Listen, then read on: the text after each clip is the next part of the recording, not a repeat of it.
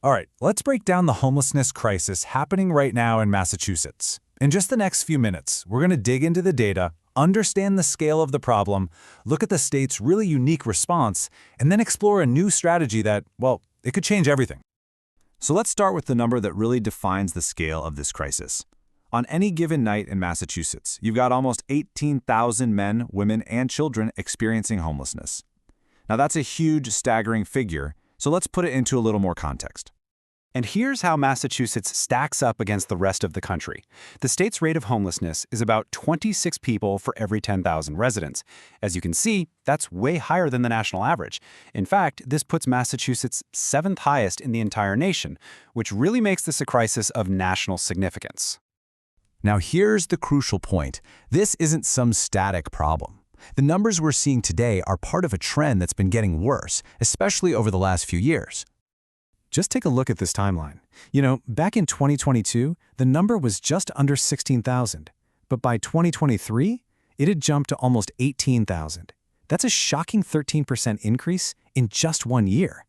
A rapid rise like that puts this immense pressure on the state's resources and, of course, its most vulnerable people. So who exactly is being affected by this? Well, it's not just one single group. A massive 35% are families with children. Another 20% are individuals who are experiencing chronic homelessness, and they're often dealing with long-term health issues. Each slice of this chart, you see, represents a totally unique set of challenges that requires a different kind of solution. Okay, so we've seen the what and the who. Now let's get to the most important question of all. Why? What's the fundamental driver behind these rising numbers? This quote from Robin Frost over at the Massachusetts Coalition for the Homeless, wow, it just gets right to the heart of the problem, doesn't it? It's not about a lack of individual will, it's about a systemic, fundamental lack of housing options.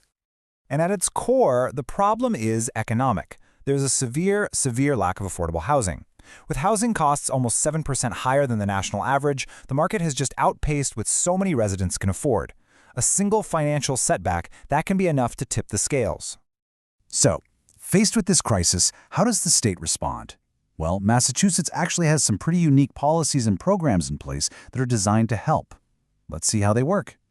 A huge part of the state's response is its right to shelter law. And this is a big deal because it's the only one of its kind in the entire country. This isn't just a guideline, it's a legal mandate that says the state has to provide emergency shelter for eligible homeless families with children. And this is a really critical distinction, that legal protection applies specifically to families. Individuals without children, they don't have that same legal right to emergency housing. They have to rely on different, often less funded streams of support, which pretty much creates a two-track system of care. Now, to support that right to shelter law, the state has programs like Homebase.